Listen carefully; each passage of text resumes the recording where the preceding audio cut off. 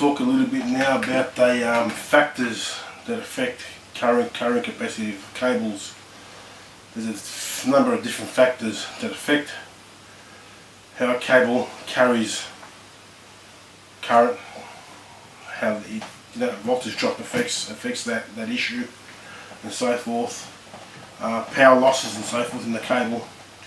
The first factor that would affect the current capacity of any cable with the material that it's made from, or the process they use to make the cable. Of course, we tend to use copper a lot because copper is cheap, relatively cheap, and it's a relatively good conductor. Not as good as gold. Gold is better, but gold and silver can be expensive. Silver is used in the industry because it has good conductivity, conducts quite well, and it's used in a lot of contacts with relays and things like that, where their contacts themselves are silver coated, have a coating of silver on them to help extinguish the arc. Aluminium's another good conductor. It's used in the industry as well, aluminium. Steel is used as well. We use steel for conductivity as well. It's not as common as copper, but can be used. But there are factors that affect these, other than the type of material it is heat. Copper has a positive temperature coefficient of resistance, which means that as the copper heats up, the resistance of the copper itself increases. So the more you heat up a cable, the less current capacity it will have, essentially. So it drops its current capacity. So that's one factor that affects current capacity of cables. Another one is the environment in which the cable is installed. If the cable is what we call in free air, it's suspended in free air, the cable, with no insulation around it, then it can expel the heat a lot better. In actual fact, if a cable is buried underground, 300 millimeters, it detracts. It's even better. It's even you can rate the cable even higher. But of course, the deeper you go, then the less the cable's derated, because it gets hotter the deeper you dig it down into the ground. So, but 300 millimeters under the ground, a cable has good heat dissipation. But of course, that doesn't help us in the forward driving or the automotive industry. But you know, the heat, when you place a cable against the surface, a firewall, you know, you got your insulated cable, and you screw it down, clamp it down, whatever you want to do, cable type, whatever. It's up against the surface of the car. That detracts from the current capacity of the cable. That tends to derate it as well. When the cables are bunched together, it derates it. When the cable's running in the conduit, it's enclosed in air. The air doesn't move freely around it. That derates the cable as well. So a lot of factors that derate the cable along the way. Just because the manufacturer says a cable can handle maximum 73 amps, you should be running 73 amps with the cable, or 70 amps or 60 amps. You should be running 60 amps with the cable. That's absolute maximum, absolute best under ideal conditions. We don't live in an ideal world, and very rarely the cables get used under ideal conditions, even in homes. Homes usually have the cables are either solid core conductors, which I don't see very often anymore, or 7-core conductors are used in homes. But remember, the homes are pretty static. They don't move, they don't vibrate. Vehicles that vibrate, that move and vibrate, you want the multi-core cable, multi-strand. I shouldn't say multi-core, because multi-core means just more than one core. Cable in a sheath, or whatever. That's multi-core. Multi-strand, which means that the conductor itself has a number of fine hairs running through it, and the more finer the hairs are, the more flexible your conductor is going to be, your cable is going to be. The thicker the hair, the less flexible it's going to be.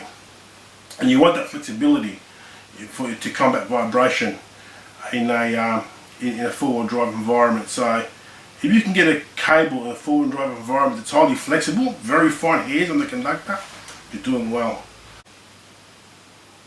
Voltage drop. Voltage drop is another one that there's an interesting one that the longer it gets, particularly on DC. DC is worse than AC voltage drop. And you get the power loss. There's a formula. The size, that's right. Size is very important. The bigger the cable, the better. and that is because of the I squared R factor. I being the current that runs through the cable is I, squared is the current squared, multiplied by the resistance of the cable. I squared R is what's going to determine your power loss on the cable. I being the current flow through the conductor, through the cable, and R being the resistance of the conductor itself. Now, if you can increase the size of the conductor, you're going to decrease the resistance of the conductor. And decreasing the resistance of the conductor is going to decrease the power loss along the length of that cable. So if you can double your cable size, or like I was suggesting earlier with this sort of cable, put two cables in parallel with one another, you're going to drop the resistance, which means you can increase the current flow. Which means you're going to have less power loss along the way for the same current. But if you're going to increase the size of your conductor, your conductor, not your cable conductor, you can increase the current flow too. Now the thing with current is that there's always resistance in a copper conductor, and the more current that flows through, it's going to heat up because of the resistance, and that heats because copper has a positive temperature coefficient of resistance. As it heats up, it increases in resistance. So keep that in mind, that one of the reasons why we try to go as big as cable as we can afford, or as we can muster, is because of that factor, that the I squared R factor of power loss in the cable, in that as you're passing current through a cable, the resistance increases, and so does the heat, and so does the power loss. So there's a direct relationship there between all those. With regards to I squared R, I'm trying to find an example to give you. Let's say, for example, the Engel fridge. An Engel fridge, most of us know, at 12 volts it draws 2.5 amps at 12 volts, and at 24 volts it draws 1.25 amps.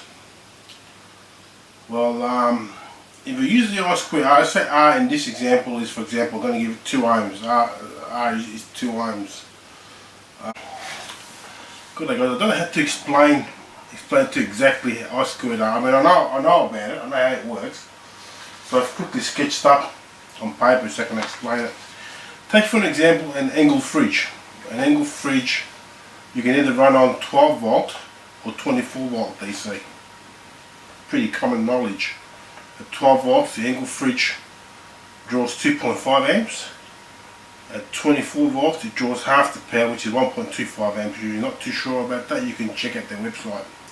But I've drawn up a little example at 12 volts, what an Engel fridge, what the power loss will be as an example. It doesn't mean it's going to be that, because the resistance of the cable can change depending on size and length and so forth. But I'm going to take a resistance of a cable of 2 ohms.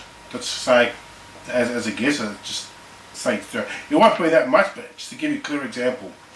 And we know that I squared for an Engel fridge is 2.5 amps. So it's 2.5 amps minus 2 ohms is going to give us the power loss along the cable. Not the consumption of the fridge, but the power loss of the cable. I squared R is the power loss of the cable. Now if we take 2.5 amps and we square it, we get 6.25 multiplied by the resistance of the cable, gives us 12.5 watts. That's how much power there will be lost. As an example, on that cable, that 2 ohm cable, will be 12.5 watts of losses. If we take an example in 24 volt system, we're going to use the same R, it's R there, we're going to use the same R of 2 ohms, which is the same resistance, but the current in a 24 volt example is half that of a 12 volt. On 24 volts, it's going to be 1.25 amps compared to at 12 volts 2.5. Look what happens. Now 1.25 squared, we're going to have 1.562 multiplied by R, which is 2. We're going to get 3.125 watts of losses along the cable line, or along that length of cable. So effectively, if we divide the losses that we'll get at 12 volts, 12.5 volts, compared to what we'll get at 24 volts, which is 3.125 watts, so 12.5 divided by 3.125, we get 4, a factor of 4, so it's a quarter of the losses that we would receive on the 25 volt system compared to a 5 volt system. So that indicates that the current is inversely proportional to the resistance of the conductor. The more current we draw through a conductor, the more current we draw through the system, the greater the power losses, and it's going to be inversely proportional to the resistance of the cable. So we need to double. We've got to double the current. We need to increase the resistance by 4-fold to have the same losses on a smaller current system. If I was to double that again, say go from 2.5 to 5 amps, good example there, I square R equals P, which is the power loss of the cable, or we get 5 squared times 2, which is going to give us the power in watts, the losses in watts. 5 squared is 25, times 2 is 50 watts. 50 watts of power loss on that one cable. 50 watts is a fair whack of loss. I don't think a cable's going to have 2 ohms. But just to give you an example of efficiency, where efficiency comes in, 50 divided by 12.5 is a factor of 4. Once again, it's a quarter. If I divide the 50 by the 3.125, which is what we had on this side for the angle fridge on 24 volt, the lower current rating, it's from 4 it's gone to 16. So we're starting to see a relationship between drawing 1.25 amps and drawing a 1.25 amps. Is it 1.25? What's the current for the 24 volt? 1.25 amps. The relationship between drawing 1.25 amps and 5 amps as an example. It's 4 times the amount of current, but it's 16 times the amount of losses in terms of power loss. It's indirectly proportional. That's why when you have I squared R, it's important to keep I low, the current low, when you're doing, as an example, transmission. It's not going to happen with a 4-wheel drive, but if you're transmitting, say, from the Snowy Mountains, the Snowy River Scheme to Melbourne, you're going to want very high voltages, and it's typically 500 megavolts, 500 million volts, but the current's kept very, very low. The current's kept very, very low because of the I squared R factor. You want to lose as much, have as minimalistic amount of losses as you can, the minimum number of losses, and that's controlled by the I squared factor, by the current factor, where the current is reduced as much as possible to combat the resistance of the line. But as you can see, it's much more efficient to run an angle fridge on 24 volt system than what it is on a 12 volt system. And the primary factor of that is I squared R, is that if you can keep the current as low as possible, then your losses along the line are going to be much less in your cable. It's just one of those things that that happens, might be the cable, circuit inclusive, whatever. It's just going to be, it's hard to explain without writing on paper. I know it's very hard, but that's as clear as I can get it. Keep your current low. That's what's important, to keep your cable conductor high, a large size conductor cable, to keep the resistance as low as possible. Because if you've got 2 ohms, if you had 0.1 of an ohm, well, 0.25 squared times 0.1, it's going to be a very, very low wattage loss along the cable line. If you have a very small cable and it's 2 ohms, it's going to be a lot of losses. The losses along the cable are too high, and the voltage at the other end is going to be quite low. And that's not what you want.